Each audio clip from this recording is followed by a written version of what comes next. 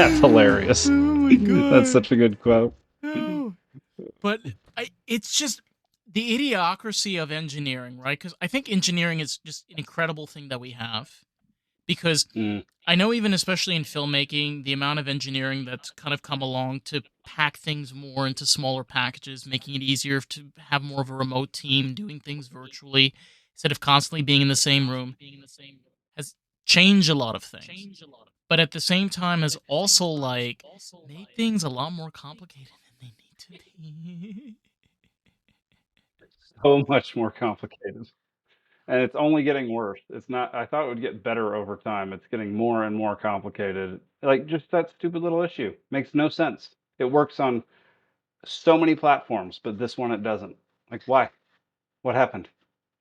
What like one line of code did someone forget to put in or accidentally put too much in? And then you get those people that are blaming ChatGPT or some language based Oh. algorithm for the problem. I'm like, bro, it's not the AI that's the problem, man. It's you. Yeah, humans also designed those things. So it's still humans' fault. It has nothing to do with the AI itself. Bro. And okay, here's a I'm not like a wild like sports person or anything like that. They started Yeah. recently like with a lot of like sports divisions and stuff where like they'll put the stuff on the field so you'll like know what's going on and back and forth, like they have like the green light shining or like tell you what yards and stuff that's going on.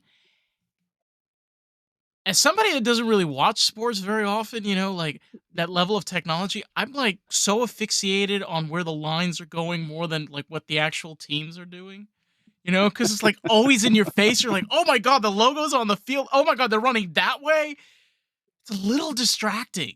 Just a little, just a smidge.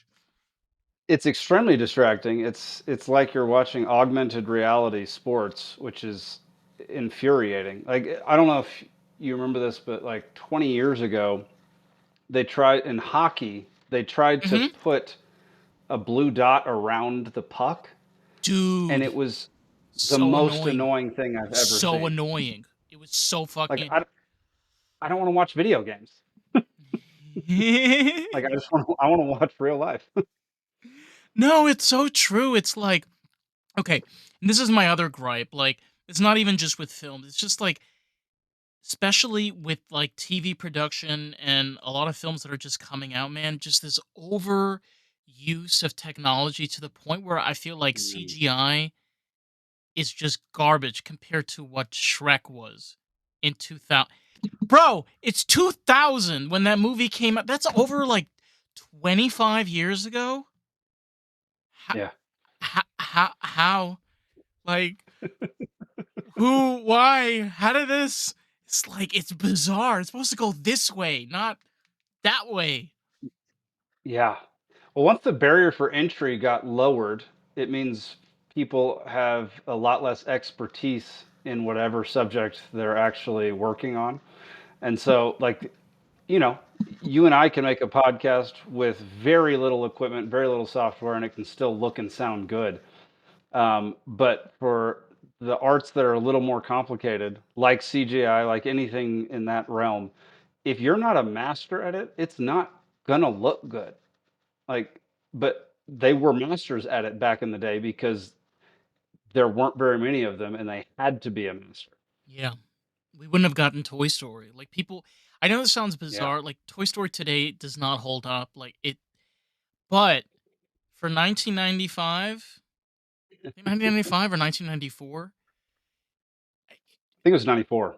who was doing that back then? You're talking Yeah. about a full animated CGI movie from start to finish. Yeah. You gotta have the best freaking team back then. Okay, Yeah. people, there was no Wi-Fi back then. All right, let me just explain this to you. Okay, there was LAN cables, there was Ethernet cables. Like, you wanted a page to load, it could take an hour if it was more than a megabyte. Yeah. It really was. It was So, very, looking back on that's funny. but to think of how far we've gotten now, where pretty much anybody could just open up a computer and make these things. But Hmm. you still, like you said, you need to have that level of expertise. You can't just be good at this. You have to master this. Yeah. Yep.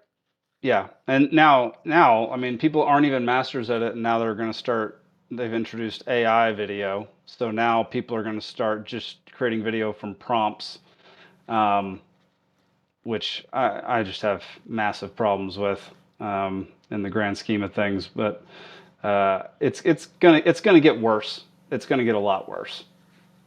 I don't disagree with you. I think that one of the hard cold realities, especially like somebody like myself, when you're doing indie podcast, you realize on how much the foundation of the mainstream has basically been crumbling for the past, I would say, Mm. 28, 29 years. Since like 1997, 1996. They don't really have a platform anymore. No one really Yeah. buys magazines. Nobody really goes out to watch movies anymore. Now, most people getting movie recommendations or learning about films that people are making, such as yourself, it's like from podcasters, from YouTubers, from people going on live Yeah. streams on Rumble. The culture has changed. What's odd, man, is that like you have people such as yourself that are actually changing, and yet those cocksuckers are still stuck in their Bugattis and think they're okay for the next 5 years. That's very true. I also find it funny that, like, I don't know if you watch South Park, Oh but one of their yes. recent episodes, like, made fun of a very prominent podcaster and like incorporated a podcast. Like, normally they're the folks who take the people who think too highly of themselves or are in positions of power and make fun of them to no end. Well, podcasters have gotten so much power that they're now featured on South Park episodes. Like, that's freaking bizarre. I know. You went from Saddam Hussein to like mediocre celebrities to now you've got podcasters on South Park. I mean, what's even more bizarre, man, is you have CBS that's trying to buy South Park for like an astronomical amount of money. And Yeah. it's like the biggest oxymoron that you could possibly think of. Okay. You have a company that, if you go back far enough, they refused to allow a mixed race couple in the 1950s to be on live television. So they said, fuck you. And they made their own TV show called I Love Lucy. And then you have them literally like 70 years later trying to be like, no, we're the good guys. We're the good guys. We've never done anything bad. I'm like, okay, all right, sure. You keep doing that. Yeah. Dude, they would absolutely ruin South Park, man. Like, Oh, if I'm not I'm just not sure, like, Matt and Trey can be bought at this point. Like, they just seem like equal opportunity, screw everybody or just make fun of everybody. It doesn't really matter who's paying them. Um, yeah, I don't know. If there's one thing I have faith in, it's South Park.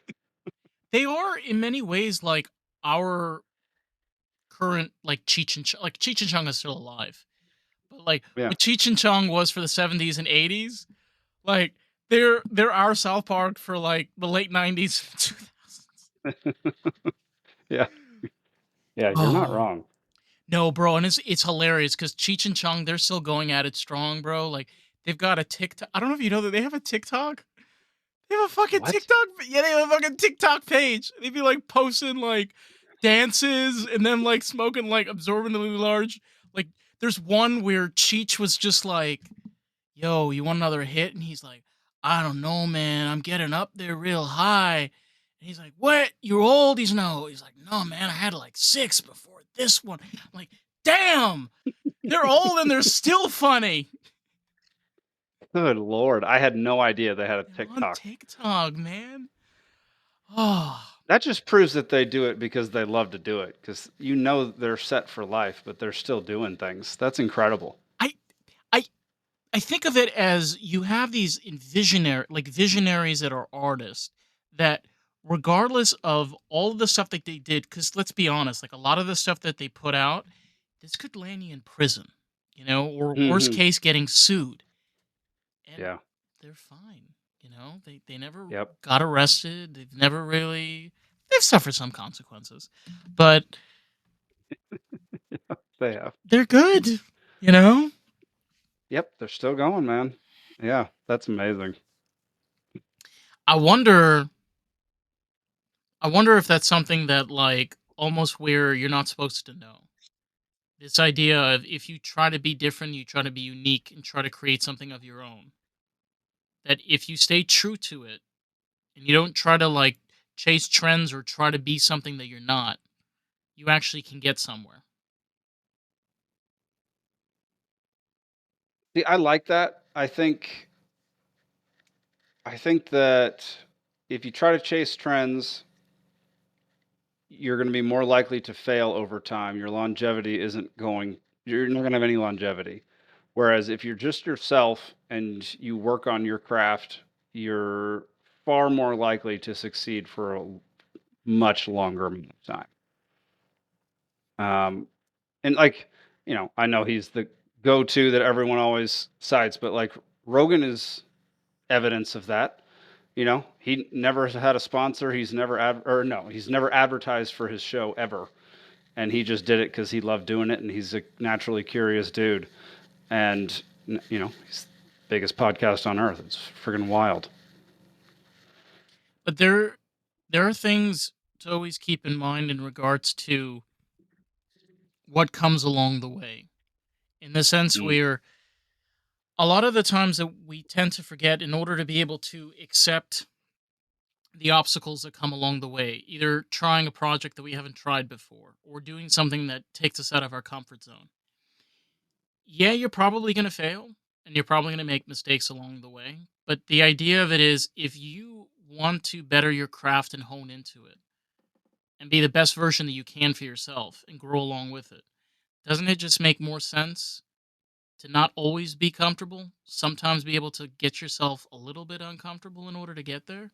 I don't know. I'm pretty sure you got to be uncomfortable a lot of the time. Um, Living in discomfort, I think, helps you move forward, and helps you find solutions and be creative. If you're too comfortable on a set or making a movie or a podcast or what have you, if things get too comfortable and you don't get the butterflies or you don't get nervous at all, um, it's probably time to make a change and maybe try something that will make you a little nervous because I don't think. I mean, I guess it depends on what you're actually doing. So, like, there are certain shows and movies and stuff that aren't made for, they're pure entertainment. They're not art. Like the Real And Housewives of Atlanta. there we go. Yeah, it's just entertainment. It doesn't matter what happens. People are going to watch it because it's dumb people being dumb people on screen. Um, so I guess it depends on what your goals are. If your goal is just to make money, then sure. Don't challenge yourself or anything. Just go where the money goes. But I don't really care to do that, and respect far more the people who don't do that. The people who do challenge themselves and don't take the easy path. I don't think there is. This is the issue: is this idea of an easy path? Mm. To be able to be handed the golden ticket, regardless of where you are in life or how successful you are. I think every single person has their own obstacles and challenges that come along the way. I think this idea of thinking that just because somebody is more successful than you and has more money than you, meaning that they're pain free, they're comfortable, they have everything figured out. I don't I don't totally buy that. I think that regardless of where you are, you're still going to be dealing with uphill battles in different forms and you want to say shapes? I'll say shapes. I agree. I agree. I think, yeah, you're 100% correct. I think, what's the quote? Like, I- if you look at somebody and you're envious of their life, like if you sit back and think for just a few minutes, just about the human side of their life, not so much what what they present to the public, or the superficial stuff. But if you like think for a second on how you feel at certain times when certain things happen, and reflect on your own emotions and your own personal struggles. Like, they're going through the exact same stuff, they just might have a little more money and have to deal with slightly different things, or less money, or more friends or fewer friends, or what have you. But everybody feels the same stuff, and everybody experiences similar emotions and similar ups and downs throughout life. And so, yeah, um, I don't think anybody has it easy. I just think there are times when you could elevate the art, whatever your art is, rather than chasing the money. Yeah, chasing the money. No, and I think a really great point to that is like I bring up a lot of famous people, but I think one great example is Wes Anderson. You know, there is a lot of behind the fact that he comes from a very affluent background, but the thing is, the man is an incredible filmmaker. I mean, the ideas that he comes up with, like genius, genius. So what? He comes from an Yes. affluent background, like he figured it out. Hmm. Yeah, 100%. He is such a good example of that. He stays dedicated to his style. He never goes off course. Um, he doesn't, it's not always perfect. Like, there are a couple movies here and there where I was like, you could have done better. But overall, like, I freaking love Wes Anderson, and I will seek out his movies when they're in theaters, first of all, or just when I'm in the mood for a Wes Anderson film, because he just has that. Yeah, he just has a very unique style that's all him. The first Wes Anderson film I ever watched was The Grand Budapest Hotel, Oh wow. and I remember sitting there watching the movie, and I felt like I was in the movie. Like, Mm. you ever have that experience where you're just like, you could feel the walls, you can feel the cold, you could like smell the burnt. And to be honest, the story was bizarre, made no sense. It was completely stupid, but I didn't care. It was the best 2 hours I probably had in a long time. I think that's also something that gets so lost is films don't have to be real. Where did Yeah, this thing start existing where films have to be exactly like real life? Who says? you're not wrong. I think so.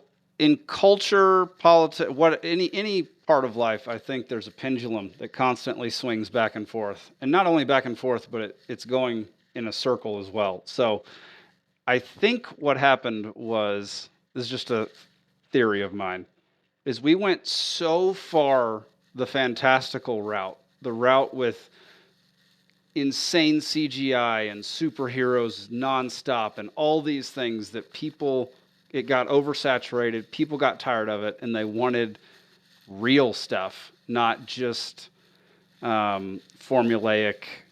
I don't know, formulaic, brainless. Not that it's brainless to make them; it's brainless to watch them. Um, It's mind yeah, numbing. films. Yeah, mind numbing. Yeah. No, Yeah, that's my thought on that, I no, think. you bring up an excellent point. I mean, how much can you possibly pack into a film until it's like enough is enough? You know, to the point where you literally have now Adam Sandler's making a Happy Gilmore 2. Why do you think Adam Sandler's making Happy Gilmore 2? It's because like we're so tired of all the shit that's going on. It's like, yeah, bring back Happy Gilmore. Like, bring back all the racist comments. Bring back him being a white piece of white trash, like stuck in his 40s. Now he's in his 50s. Like, people love that. So why it's like not socially, who cares if it's socially acceptable? Like, why does it everything Yeah. have to be like exactly like society? Or like, oh, you can't say that because like it's oppressing this people. I'm like, I don't care. It's a movie. Calm It's a movie. down. Yeah. Jeez. Yeah. And it's not just, It's happened throughout the centuries too. I mean, people ban books, burn books. Like it's not just the movie industry. It's happened to literature. It's happened to A lot of poetry. It's things. happened to a whole bunch of stuff. So, like people people tend to think that their way is the correct way, and if you're not doing it their way, then it's a problem, and you need to reevaluate your life. And so, if you find something funny that they find oppressive or distasteful, then you are then being oppressive and distasteful, and it's absurd because comedy, first of all, is supposed to make fun of real life and make light of certain issues or make you think about certain issues. It's not reality, but people interpret it as something that like as that comedian's opinion or that writer's opinion or like this is exactly what they're preaching kind of thing. And it's just Um, no, it's just comedy. I mean, some examples like Curb Your Own Enthusiasm. I think we could Yeah. confidently say Larry David is exactly like that in real life. Yeah. Exactly like that in real life. So there are some examples that are kind of true to reality. There are a few. That's fair. But that example, it's not fully scripted. So he just kind of he's just kind of is himself, which is part of the humor, but also, yeah, it there's treading on thin ice, I think. I didn't know this because I was listening to I don't know, like something on YouTube or whatever. Turns out some of the episodes in Curb and Enthusiasm, like they just had a camera and he just randomly went into shops doing this. So like some of these shop owners that had these reactions was totally real. Cause he just walked in there, camera straight up, and he's like, yeah, like the whole thing. That to me Wow. is just like you have to be a certain level of a person. Okay. You gotta be a level of an Yeah. asshole. Let's be honest. You gotta be a certain level of an asshole and a comedian to be able Yes, to you do. pull that off. Like, I feel bad for Larry David's friends. Like, I don't even feel bad for Larry David. I feel bad for his friends that they have to live with that. Oh yeah, no. Larry David's living his best life. Like I don't feel bad for him at all, but yeah, No, dealing I with feel bad for that his would be friends. exhausting. Oh my Yeah, god. I couldn't have a friend like that. It would end pretty quickly. But I do find his antics hilarious a lot of times. So it's good for something. No, and then you have on the opposite spectrum, you have a person like Jerry Seinfeld, which comes out with Seinfeld. And Mm, I'm one of those where I think Jerry's a very, very talented writer. I don't find his comedy to be funny. I'm just not into that type of comedy. It's just not me. fair. I'm like the girl at Yeah. the cashier, you know, in Jerry's car. Mm. It's just like I watched your act. I'm not into it. It's like you're a cashier. That's Oh, fair. Yeah, his comedy's not for everybody, but he's got I talent enjoy his though. comedy. There are definitely some comedy stylings that I do not care for. Like and people that I still respect and listen to. Um, Rogan's one of them. Like I don't care for his comedy, but I'll still listen to his podcast His because he podcast is his interviews. comedy. Like, there was somebody on YouTube that did this. They put an episode of Joe Rogan and one of his comedy bits against each other. He does Yeah, exactly what he talks about in his podcast as his comedy bit. I Like, need to see that. look, like everybody has their own method. I'm not criticizing or anything, like teach their own, but Yeah, if I could choose to spend $150 to see him perform or my $9.99 Spotify membership so I can listen to it in my car, I think I'm yeah, gonna choose my car. What about you, Jake? yep. I think we're on the same page here. We are. I went to see him live one time. It was during 2021 or 2020, um, and it was him and Chappelle, and it was awful. Both of them were terrible. Uh, and I know that's kind of heresy. I know people who love comedy, if you say Dave Chappelle sucked, like I generally find him pretty funny. He sucked that night.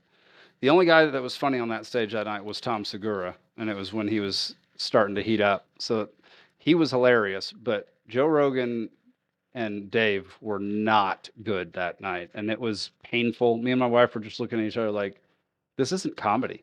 At one point, Dave Chappelle sat down on a stool in the middle of the stage and just started talking, like, not comedy, just started talking about life and interacting with one person in the front row about life, like, not Oh, being funny or anything. It was awful, oh and so my I won't go back to one of those again. oh my god. I don't know if you've heard, I think her name is Jessica Corlin or something.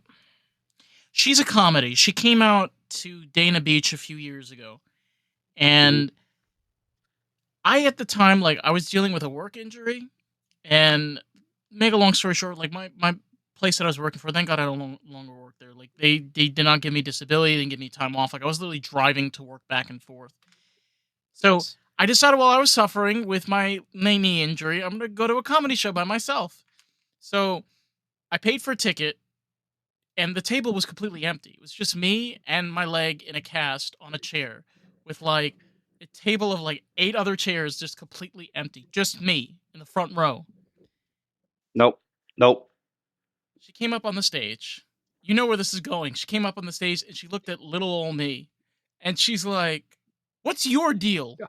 And I'm like, "Single with a broken leg, kind of." She's like, "What do you mean, kind of?" And I'm like, "Job didn't want to give me disability." She was like, "Where do you work?" And I'm like, she's like, "You're Darth Vader." And I'm like, "No, I refill CPAP supplies." I literally set myself up for that. And I was just sitting. I came out of there and people were like, "Oh my God, that's Dave." And I was just like, shit. I'm gonna have like a whole encore by the time I get back to my car. Warning, if you decide to go to the front row, make sure you bring people with you, okay? Yeah, no kidding. I'm glad Yeah. I did. No, that's my worst nightmare, man. I Live events stress me out, especially live events like that. Comedy, like musicals, like on Broadway. I'm sitting there the entire time praying they don't mess up because it physically hurts me to watch them get embarrassed and screw up. And so, like, I'll go every now and then. My wife is in musical theater. You can't Um, skip forward. That's the problem. Like on Netflix, when you get on, exactly. you can't skip forward. Oh, No, it's the you can't. worst. You can't. And so once they screw up and once they embarrass themselves, like that's all I'm thinking about the rest of the time. No. But it's also all I'm thinking about beforehand. And that's all they're going to be known for in my brain after that performance. And also the idea of being called on in a comedy routine in an audience, Not the first time. that I'm not a fan. I don't want to do it. I don't want to be there. Don't call on me. You will regret it. Do you want to hear the worst one? This was a few weeks ago. Yes. So Yes, I do. I was in Brooklyn and I went to a comedy show with two friends I have in Brooklyn. We went to like there's a bunch of comedians that were coming there to like practice. With everything that's going on in New York City, they decided to do political jokes. Like we New Yorkers, we love political jokes. You know, they're it's part of our culture. He gets on the stage and he starts talking about the whole mayor election thing and everything that's going on. And then he looks at me because I'm sitting there like on the sideline. And he's like, "What do you think?" And I'm like, "Well, I'm a libertarian." And he's like, "Oh boy, you are dangerous." And I said, "Yes, I am. I am very dangerous." And he didn't know where to go with that. He didn't know where to go. He's literally standing there on the stage with a microphone and he's just like, okay, guys, well, that was interesting. I broke the comedian. I broke the That's got to comedian. feel good. Heck yeah. Dude, that's awesome. Libertarian, eh? I'm also a libertarian. You don't meet No, I don't meet many of those other than like when I'm at a libertarian meeting. Oh, my favorite is when when people call me MAGA. I love that. Oh, dude, it's so funny. And they're like, "How can you be That gay? happens. How can you be gay and libertarian? Like, doesn't that contradict?" I'm like, "Bro, do you even know what liberty?" And did you have to like give the whole speech like, "Oh, there was a guy in the '70s that came up with the liber," and they're like, "Oh, really?" And I'm like, "Yeah, Yeah. really. We're not really Yeah. like a political party. It's not a thing. It's kind of a thing, but it's like, oh, but that's Like, I think that's something that gives us an advantage, especially for yourself when you're creating, and tell me if I'm wrong. You're able to sit down with all sorts of people, whether it be like documentaries or if you're coming up with something even for a podcast, where you could talk with all sorts of people, liberals, conservatives, independents, all kinds of Mhm. people, and seriously make something really incredible instead of like putting yourself in that one box where you can only see things through one lens. Just be honest.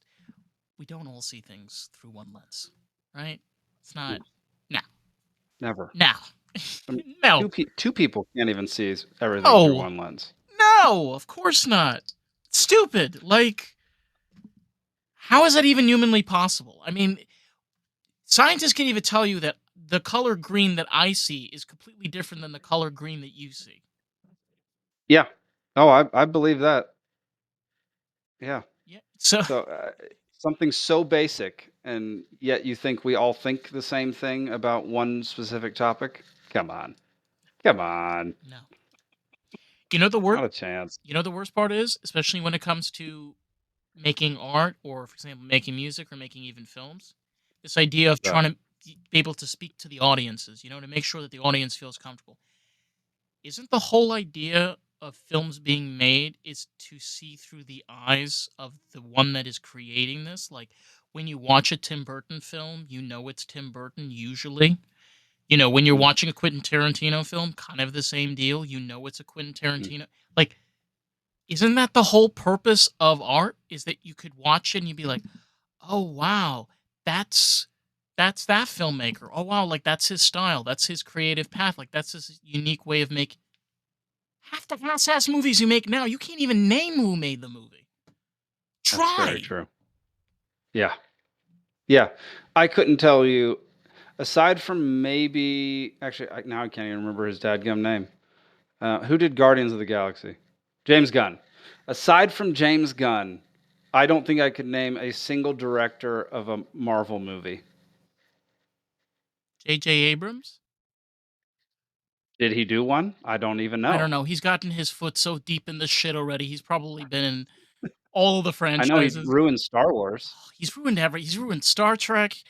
God, the man needs a fucking shower, a chemical bath, or something. Just get him away from movies, please. But he started out so good with TV. He did so good with TV, No, and then he went and movies. ruined so many good movies. Although he did do some good movies, like Super 8, phenomenal movie. But like he came into these franchises. I mean, to be fair, Star Wars was already ruined from the prequel trilogy, so We saw Jar Jar it was already dead. Binks. Oh my god, dude. Um, so he only ruined it all over again for a new generation. It burns in your brain a little. Still does. You know what's really sad about that? I Ice. always thought Anakin in episode 1 was actually good. Like I thought he was a good little actor, but it basically ruined his career because everybody hated it so much.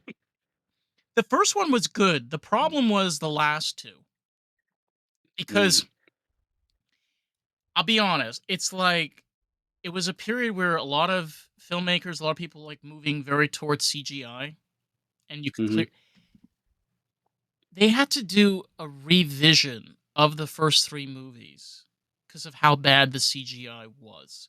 Okay, so Yeah. a lot of people watching now, like 1, 2, and 3, they're watching the revisions. I remember when they were on DVD, and I don't remember when they were on VHS. I remember VHS, but not that far. And they were terrible. Like the CGI was like god awful. Like some of it Yeah. was just very like that's a stick. Yeah. That's a stick. That's Yeah. not a person. That's a stick. Yeah. It was so bad It's at times, so man. bad. People don't It remember was this so because George Lucas fixed it. Yeah, that is because that's all they remember now, but when they went underwater to Jar Jar Binks's city or whatever, I mean, that was cartoonish. It was So so cartoonish. bad. It was so bad. Yeah. And there was no Um, excuse. It like we were just no. talking about like by that time already you had Shrek, you had Monsters Inc., you had Lord of the Rings. Like Yeah. there wasn't any excuse. No. No. Yeah, I don't know why that happened. I don't some things just happen and I don't understand. I just don't understand most things that happen nowadays actually, but Oh my god. Do you feel like you'd be like one of those filmmakers where you like jump on a time like in a time machine and just like go back there and just be like, okay, burn everything. I like been working like the past 15 years. Here's a manual what you should have been done. This is all the complaints that's been on the internet for the past 25 years for what you did. Here. Goodbye. I'm moving on to the next movie that fucked up. Make sure it works. oh, that's it. I've actually never thought about applying the time machine to movies. It's really funny. I pretty much just think about it in regards to sports. But You'd have to yeah, go movies, back that's pretty far. yeah. Pretty far. Yeah. Yeah, that's the only problem. Try explaining that to Yeah. an 80s executive while they're snorting a whole bunch of cocaine. Good Right. luck. Good luck. Yeah, I don't know. What would be your like if you could fix one movie of the last 30 years, like just fix it like with a snap, which movie were you so excited about that they just butchered it so badly that you would give anything for them to fix it? The Fifth Element. Oh, that's a good choice. I Some people love that I movie. love that movie so much, but the problem is that they made the movie way too ahead of its time. And I Mm, feel that it definitely can do that because you had movies like Tron that did that earlier on. You know, you had movies like Mad Max City yeah, is another great example of it. But they could have given it a little bit more relevance, you know, like Blade Runner did. Like even though it's still set in the future, it's just man, that movie could have been so amazing if it was a success when it came out. Instead of it becoming a yeah, cult classic, like literally 15 years later when it came out on DVD and yeah, VHS, which sucks. yeah. Yeah, that's a good choice. That's a good choice. I think mine would be The Matrix 2 Oh god, I don't want to think about that. Oh please. Ugh. Ugh. It was because they knocked it gross. so far out of the park with the first one that the second one was inevitably going to be a letdown, but it was such a letdown that it's still painful. Like it still hurts that they did such a poor job on the second and third and fourth, all of them The garbage. story is so okay. When you go from Alien to Alien 2, all right, Alien 2 is okay. It's not a bad movie. It's actually pretty good compared to like first Yeah. Alien 3. Eh, Yeah. eh. Yeah, it barely passes. But Matrix to Matrix 2, I'm like, you go from like a good structured story in the first one to the next one. It's just like, bro, slow down the brakes. You're trying to make like five things happening at once. Slow down. Yeah. Slow down. Like, They just oh, they lost the plot of like why people liked the first one. right. It was such a smart script and it was people like seem to think it was all about the action the first one, but the No, first one was all about your ability to think morally, ethically, intellectually, um, and applying that to your current state of being and how to navigate that. And it just diverted so heavily from that and went into way more action. What, like the writing on it was bizarre. Half the things they did didn't make any sense. There were massive plot holes. I it was so disappointing. And even I don't remember what year, how old I was. I think I was in high school when the second one came out, and like I was not, I was a kid, so it's not like I have 20 years of filmmaking experience now. I was disappointed as a teenager. Yeah, the issue is right is even at a young age when you start to be able to have passion to these things, and I think this is sometimes the way that almost fuels you. where Mm, you then see the things that you don't want to make the same mistakes. You don't want mm. to run yourself into those same problems because okay, there's good writing and then there's bad writing. There's good filmmaking and then there's bad filmmaking. And believe it or not, you can have fantastic filmmaking and horrible writing. Yes. So there's a balance, there's a recipe to this. And obviously, like, even if you're young, like, you learn to mix those things, even with your own genre, even the things that you want to be able to make in films. Yes. Yeah. That's been my biggest hurdle. So I'm primarily make documentaries. We're gearing up for our first feature film that we'll start um, pre-production on at the end of this year. But my biggest issue is how much of a team activity filmmaking is. It's very hard for me to let go of the reins and trust um, that many people to do their jobs well. Um, and so it's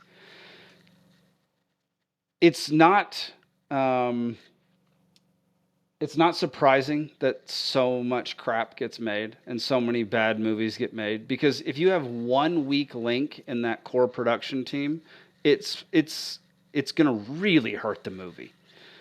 You Everybody has to be firing on all cylinders throughout the entire production for it to be a great movie. And Yes, of with course.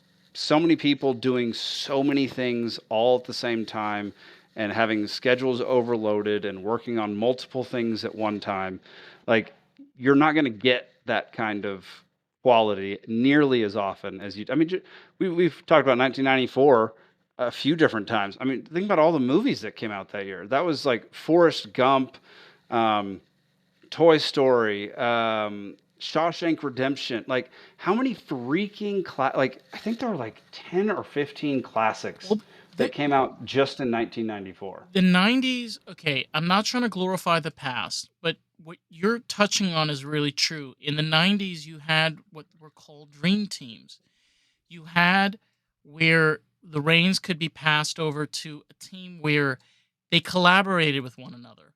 They knew how to communicate with each other. They knew what their goal was, that they were all in this together. Because when you're making a Yeah. featured film or you're making any, and you have people around you, you're all in this as one. And Yeah. if you know what, that honestly, I'm going to say it, the weak link could be an actor. And it's happened Yeah. many times. Like, great example, Snow White with Rachel Ziegler is a great example, and her and Gal Gadot and them having their fire. I don't know what the hell happened with those two ladies, but they really played the mother and Snow White part well for hating each other. Everything else sucked. But that's what I'm sorry. I did. Yeah, Yeah. Keep. So I didn't see that movie, but please the don't. clips that I saw from it, Please don't. they're great. Like, they're both good actors. I'm not gonna see it at this point. It's Um, they are. They're but like, very talented. Rachel Ziegler's a good actor, but it was all the off-screen drama that ruined it for her in that regard. But just real quick, I just want to go back for 1 second. Here's the 1994 lineup: Okay. Shawshank Redemption, Pulp Fiction, Forrest Gump, Usual Suspects, Leon the Professional, The Lion King, Speed, Ace Ventura: Pet Detective, Oh, Dumb and Dumber, yes. Interview with the Vampire, The Yes. Mask, True Lies, Legends of the Fall, The Crow, Natural Born Killers, Clear and Present Danger, Four Weddings and a Funeral. Like, what a year that was. We can get there again. Like, I think we are. I I, think we are getting into an era where it's going to start to shift.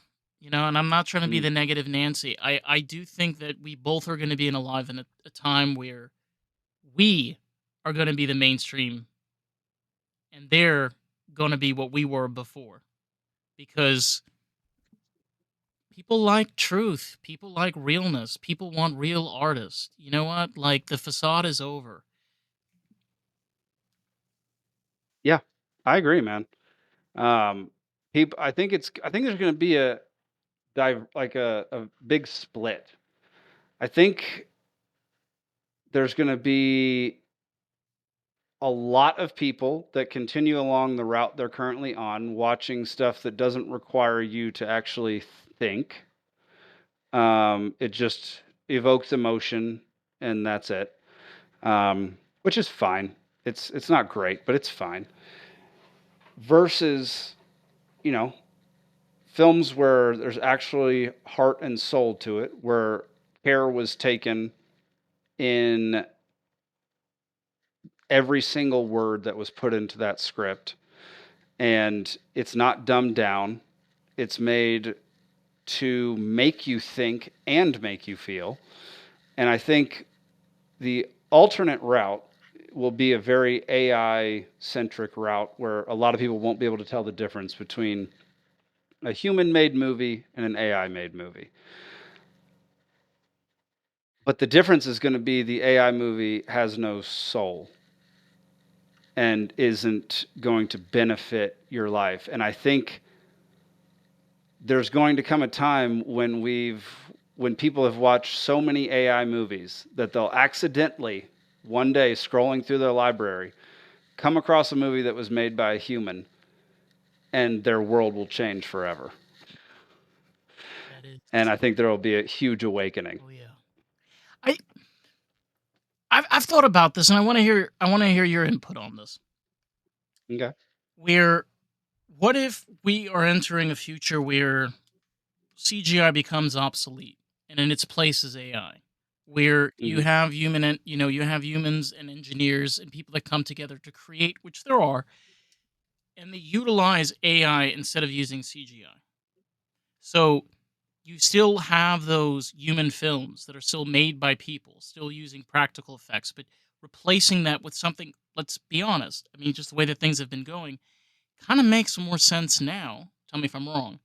To replace CGI with AI as a tool, because it seems like we're going backwards with CGI. We're not going forwards. But this is what AI should be used for. Yeah, AI is a tool, it is not the product. AI doesn't create. You need to create and use AI as a tool because that's what it is. It needs to be used to improve whatever it is you need help with. It does not mean you say, write me a script and then make me a movie 1 hour, 1.5 hours long with this subject matter in mind. That's not using it as a tool. That's using it to, that's basically giving it, trying to give it humanity in a way that it is impossible for it to actually become human.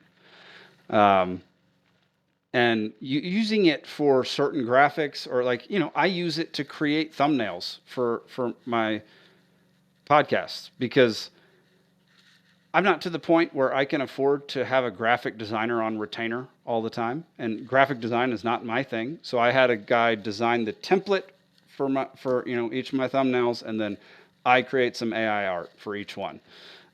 So like it should be used as a tool. I used it the other day to tell me I'm building a house up here in Montana. I used it the other day to tell me whether or not the beams I was putting in could support the roof that I was putting on it. no, Like, use it as a tool. I totally agree with you. I mean, right now, like I'm training to be a BMW technician, and there are Nice. times where if I need to like practice for certain tests or things, I'll throw information there, try to be able to remember certain algorithm, like certain acronyms from BMW and stuff. And here's the cool part is because I'm actually using landing as a tool, I'd be like, hey, that's not true. That acronym actually means something completely else. Actually, no, what you just mentioned is not at all how BMW logistics work. Because again, you're utilizing it as a tool. All I'm doing is giving information I already know. I'm trying to be able to Yeah. study and be able to work. Same thing with you. It's like if you're trying to build something, it's like do you have the 10-15 minutes to sit there like all right let me put out the manual, let me check to see what no, no, like you're gonna try to figure out like the different thing like oh okay I actually all right you know what now that I know that I need to get these certain bolts or some of these nails Got it. Okay, so let me run to the store, get that shit, or maybe get it ordered. It just makes life better if you use Yeah. these things the right way. Instead of like, Yes. can I say this? Like, one of my gripes with Joe Rogan is the fact that he brings on a lot of fear mongers, especially with AI and a lot of these technologies. And Okay. Yeah. Fair. you're scaring millions of people for Mm. no reason. Mm. Yes. So that drives me crazy too. I'm generally a very optimistic person. Like I think the future is bright pretty much no matter what. Yeah. And I understand how if you find something important and you find legitimacy in something that somebody is saying, but it happens to the things that Joe Rogan gets excited about are things that if they go poorly, they go really poorly. But if they go well, they go really well. And so you're not going to have a ton of people on who are warning you about all the good things that are about to happen with AI. It's going to be the people who have the scary things, so maybe we can prevent them or just at least put them out into the zeitgeist so that people are aware of them before they happen. And so, yeah, I'm not a huge fan of fear mongering. I like to be prepared for anything, but I generally think most of the time your life the happiness that you have is based on your attitude. You can choose to be happy about any situation. And so your attitude, your perspective, the way you think about the future affects your present and your future. It does. And yeah, constantly thinking about fearful things will lead you to do some terrible things. Yeah, I totally agree with that philosophy. You know, sorry if I keep bringing up like my own personal thing, but like for me personally, something I've realized where why should you allow fear to hold yourself back from being able to accomplish things for yourself? You know, for Yeah. me, like I'm in BMW and I'm originally from New York and I'm living down here in Florida. And I said to myself, you know what, I can give my option to relocate back to New York and give myself that opportunity of actually like be able to grow and whatever. And there's that fear of like, oh, expensive, oh, dangerous, oh, there's this, oh, there's that. Oh, you can use fear to get yourself out of any situation you want in life, right? Mm, Any situation. But that's not actually being able to accomplish things.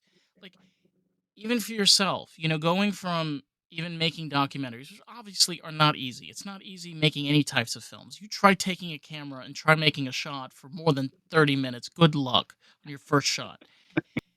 But that takes skill. It takes practice. It takes the ability, like, okay, like you want to enter into the new place.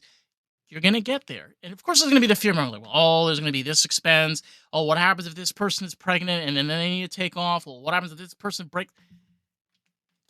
There's so much stuff you can come up with, right? So much. yeah. Yeah. Yeah.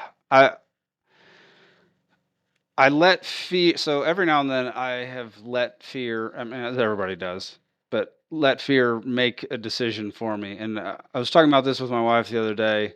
We went and saw F1, okay, which I thought was very good. I haven't I didn't think it was I've seen it. incredible, but I thought it was extremely good. I thought all the acting was phenomenal. I thought the writing could have been better. But other than that, back when I was 18 and just graduated high school, I had no interest in going to college, and my parents, they knew how much I love to drive. Like I'm a very good driver, and like as far as stunty type driving, It's on your and they license. offered It's a safe driver. they offered to put me through stunt driving school, and my fear of making a fool out of myself or failing led me to choose to not take them up on that offer and take a different route. And I've pretty much regretted that for, geez, it's been 20 freaking years. Oh my gosh. Okay. Wow. For 20 years, I've regretted that. Um, to the point where after we saw F1, I was like, babe, I gotta quit everything. I gotta start learning how to race. I gotta go race an F1."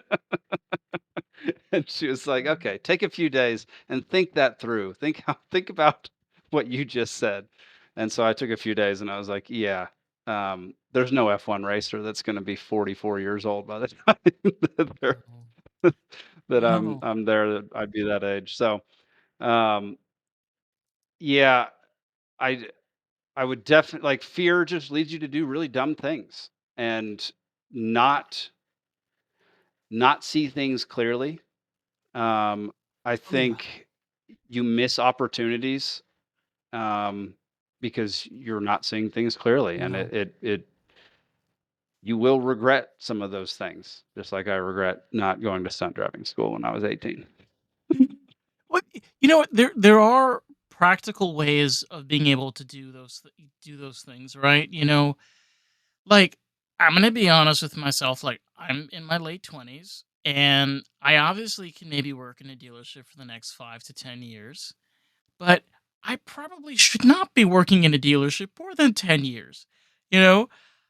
It does that mean that, like, I can't race cars, or be, like, an engine performant like, okay, that's fine. I'm cool with that. Like, I kind of like electronics. I don't mind being the weird freak talking about Star Trek, screaming over to a German, being like, "Yeah." I'm like, "No, Star Trek. Yeah, no, Star Trek." I don't mind. Like, you find the things that give you that still give you that passion and drive, even though Yeah. you kind of allow that fear to say, you know what, I'm gonna be a little I'm gonna say it. You can be a little German about it. You'll be a little structured. I'm gonna take the safe route over here. I'm not gonna continue this. Yeah, I completely agree, man. Oh, Yeah. I despite not, despite missing my chance at driving F1, I we decided that I'm gonna get into some rally car racing, rallycross and autocross. So I'm gonna start racing and we're gonna see how it goes. have you decided which vehicle you want to start on? I will tell you, if you do start with BMW, it's gonna be It's not gonna be BMW. My wife loves BMW. I I used to be I was a valet for 6 years. Drove every car under the sun, and that was not ever my favorite. Um, at the time, Audi was my favorite, but I don't really care for those either. Um, forget what I was looking at the other day. I'm generally I like old muscle cars from like the 70s, so something like like a that would Dodge probably be my Dart or a preference. Plymouth Duster. Yes, Yeah, or a Chevy exactly. Citation. Rally race that thing. Oh yes. You ever saw a Chevy Yeah, Citation? You ever saw a Chevy Citation? I don't think I've seen a Chevy Citation. Google it. 1980 Chevy Citation. This is probably the most 80s car. First off, it's called Citation. That should already Oh my like, gosh. yeah, right? Ah, That is absurd. Oh, whoa, some of these are actually cool looking. yeah. The 82 is sick. So I'm just saying, Whoa, rally, you throw in a V8 Hemi in that thing, that's a good one. I like that one. twin turbo that beast. Oh my god. Oh, you'd be given citations. That's so funny. That's a good looking car. I don't mind it. The 1980 I do not care for, but the 1982 looks pretty dang good. Let me see if we're looking at the same. I It's think they like are. the funny thing is, if I literally have this argument sometimes with so many people where they think that rally racing means you need to have like a fancy, like souped up car. I'm like, the whole point of rally racing is you take a piece of shit, you made it, make this piece of shit drive. Okay? Yeah. Like, as long as it's got good suspension, a powerful engine, it could be a rust bucket for all you care. Race that Yeah. motherfucker. The guy who won, I think SCCA autocross in Montana last year drives a Mazda Miata. It's a Miata. Yeah, It's a and he rally won. race Miata. He won. Oh my god. He did autocross, not rally. So it's on a track, not on the dirt. Some of those people, they're they're the ones that put the fangs in their Miatas, or they'll put like that weird grill that'll look like sharp teeth. I'm like, dude, Yeah. It still looks weird. It looks like a freaking fish. All right? No matter how many teeth or things you put in there, it's still gonna look freaking weird. Yeah, that's fair. Ugh. But rally racing is a good avenue. I mean, you got rough terrain. You're gonna Yeah. be testing everything. I was thinking, what I was looking at the other day was Subaru, like, Imprezas WRX that from, like, 2002, Or a 2007, somewhere in brat. there. Ooh, yeah, yeah, See what happens that's when a you fun talk one. to car guys? I can't shut up with this. I can literally, like, I'm okay with Formula One and the whole like NASCAR, and I'm more of like I've always been like a rally racing. I love to just see those cars flip, especially in like rural parts of like Germany and Vienna, like not Vienna, like Yeah, Austria, and they're just like going around corners. You're like, oh my god, the thing's lifting, and it's just like slams right down. You're like, especially those Lancias. Like people out there, they soup the crap out of these old Lancias. Bro, some yeah, of them man. like have like 400 horsepower. Stuff that people do to some of these cars is insane. And it's smaller than a Mini Cooper. It's smaller than a Mini So funny. Cooper. Oh my god, just for I love size that. comparison. Oh, I love that. Yeah, one of my, I for a long time I wanted a Mini Cooper, specifically because of the Italian Job. I was like, they souped those cars up, those little minis up in that movie, and I was like, oh, that looks like so much fun. I don't recommend that doing that with a modern Mini, but if you find an older one, No. Yes. I had to do a I battery think theirs are replacement on one. older. Bro, a battery replacement on a Mini is like an hour. Well, I mean, it's the same crap. Like, isn't it very sim? Isn't it BMW owns Mini, Mhm. right? They've owned it since Yeah. the Okay. 90s. Yeah, that makes sense. Yeah, because the That British checks out. British don't make good cars. Never No. made good cars. No. No. No, they have not. They break all the time. Their cars are trash. Even though some of them are very pretty, they don't work. No, especially the Aston Martins, which are basically just leak jobs waiting to happen, you know? Yeah, but they're so pretty. So pretty. So pretty. It's one of the only car brands left that still makes their cars by hand, not their SUV. I hate when people not their SUVs. Fuck their SUVs. I don't even think about their Who SUVs. Who's cares? thinking about the Aston Martin Ugh, SUV? Who no, cares? an Aston Martin, like a Yeah. DBR7, like, oh, one of those. Yeah. Yes. Um, British do make good motorcycles though. Those Triumphs, man. I freaking loved it. At least they're good at I one used to thing. have one. Yeah. They're terrible at making cars, but great at motorcycles. Yeah. Ugh. Yeah. A place where it's I'll always take it. always gray and foggy, like great place for a motorcycle, let me tell you. Oh yeah, those poor people. It's crazy. It's so foggy and so yeah, so overcast all the time, rainy. They have more Yeah. bars than churches. Okay? They have more bars than churches. Like, I didn't believe this until I have a friend out in Manchester and I went there and we were just walking down just the street. There Yeah. was 14 bars Jeez. on Goodness. one street.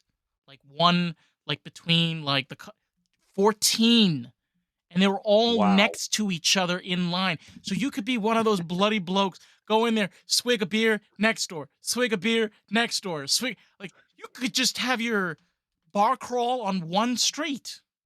I was gonna say, that's probably where the pub crawl came from England? because it's so easy to do so. Oh my god, it's so funny. That makes a whole lot of sense now. Yeah, I bet that's where. Because I went on a pub crawl in Scotland. It was freaking awesome.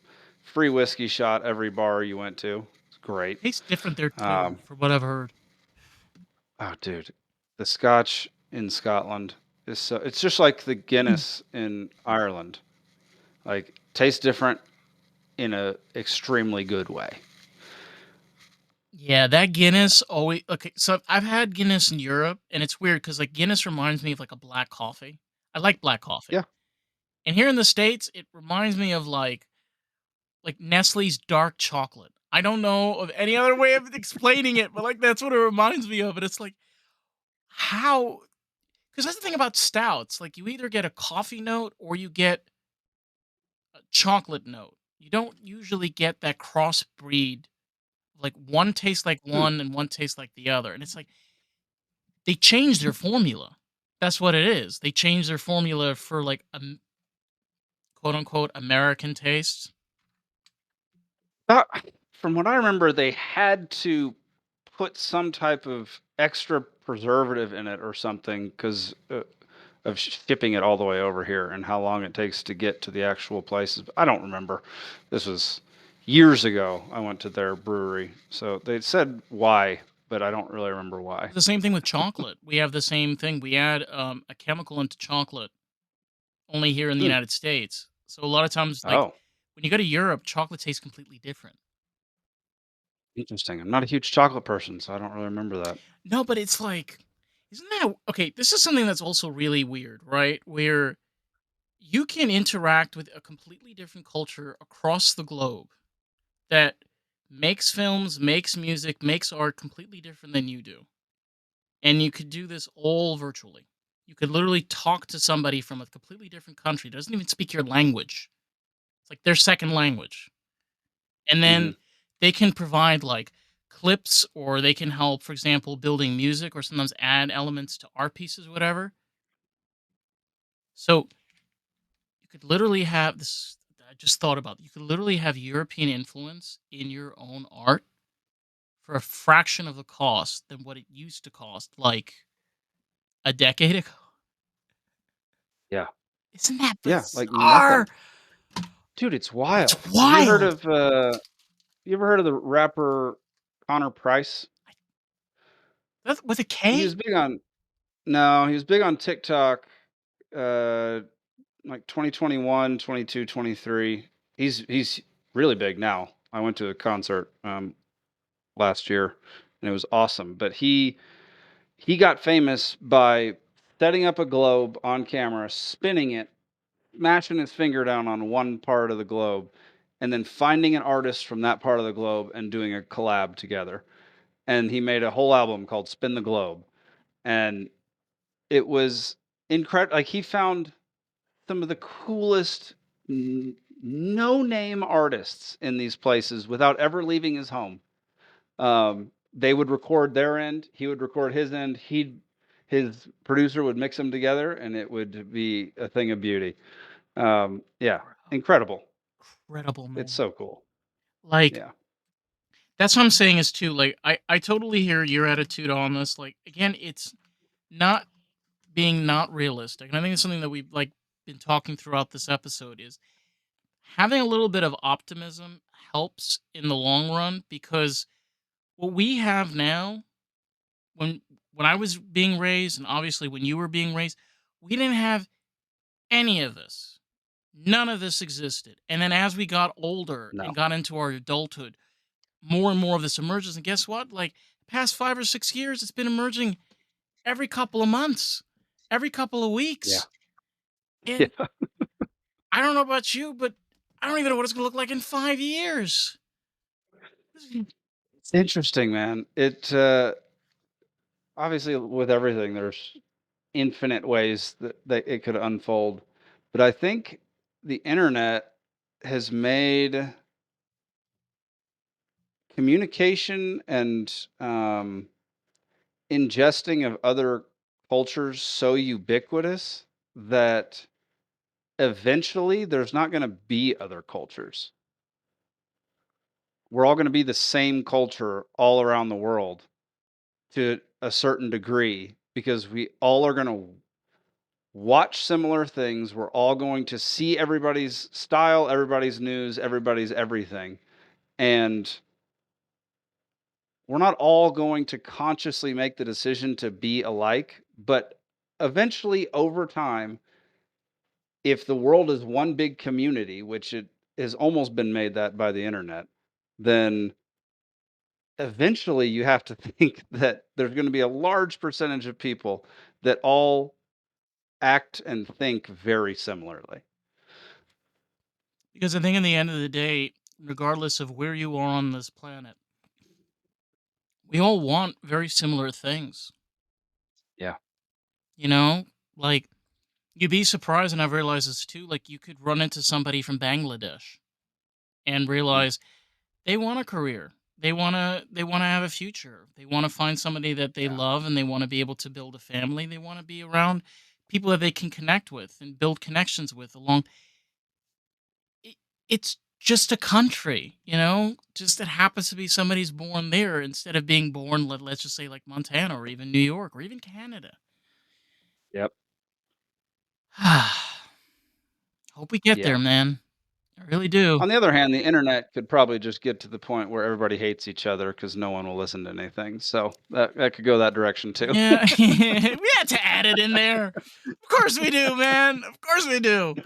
Oh, we've been talking this whole time, and I feel I know that you have a podcast, you have a website, you're talking about you working on your future debut film. Um, Mhm. where do you currently like have all of your socials? Like, where can these people like if they want to check out Jake Green? Where can they find the infamous Jake? Yeah, Jake Green is the Jake Green on all social platforms. Damn, My company is Peaceful Sea Network, um, and we're a streaming platform that we have 9 podcasts on there damn. and two documentaries, a short film, and with more documentaries and feature films coming that we're acquiring. Um, and yeah, our biggest show is called The Cascade Effect. It's a documentary series slash podcast about I've a seen cop this. killing a man in cold blood on his own Yeah, I've property. seen that. You do you post like promos on social media for these? Yeah, I yeah, I think do. that's where yeah, I saw like a promo for this. Nice, Damn. nice. Yeah, that's been our biggest show so far. Oddly enough, I don't know why, but Montanans love Facebook still, which Yes. I dig. It's wild to we just moved here. We bought land 5 years ago and moved up here this Nice. year. Um, but it's huge on Facebook, and it's it gets some views on YouTube, Rumble, Twitter, all that stuff. But like people talk about it on Facebook and watch it on Facebook more than anything else, which is brand new to me. I didn't know that was still a thing, so I'm figuring out how to market it for Oh my Facebook god. now. There's too many social media platforms. I'm telling you, man, Yeah, like, especially as a podcaster, it's like they add one more into the roster. I'm telling you right now, they better have an AI where I can just throw the shit in there and they do like I'm tired. yeah, It's just yes, oh, I gotta publish like in 4 places. dude, it's It's exhausting. It's exhausting. exhausting. Yeah. And you have to type the same thing every dadgum time, and then just remember how to tweak it slightly for that platform so that a few more people get to see it. And it's just like, it's late. I need to go to bed. This is dumb. Yeah, literally. It literally is that late. What is your social media handles and your website? I'm gonna put the links and everything in the description regardless. Yeah. So, Peaceful Sea Productions is on X and Instagram. And then my website is peacefulsea.network. So, www.peacefulsea.network. Easy peasy lemon squeezy. Very easy to find Yeah, Jake. man. Yeah, very easy. Try to make it as easy as possible considering how many billions of things are out there these days. Uh, or all honestly though, like thank you so much, man, for like coming on and spending the time with me. Like Heck yeah. I feel like the more conversations that we have in regards to where filmmaking is going, how filmmaking is made, and just being able to realize like I know the struggle is hard, but if you stay genuine, you stay yourself, people notice. They do. I completely agree. And I appreciate you chatting with me, man. This has been fun. I've really enjoyed it. Oh, of course, man. My pleasure. Well, listen, to anybody out there, if you want to check out more of the podcast, you can find us at Lost in the Pod and we're on Rumble and Substack. That's the 4 places that I got to fucking publish all the time. So Nice. please, please. But Well, honestly, Jake, thank you so much for coming on. And for all you motherfuckers out there, catch you on the next one. All right. Peace out. Yeah.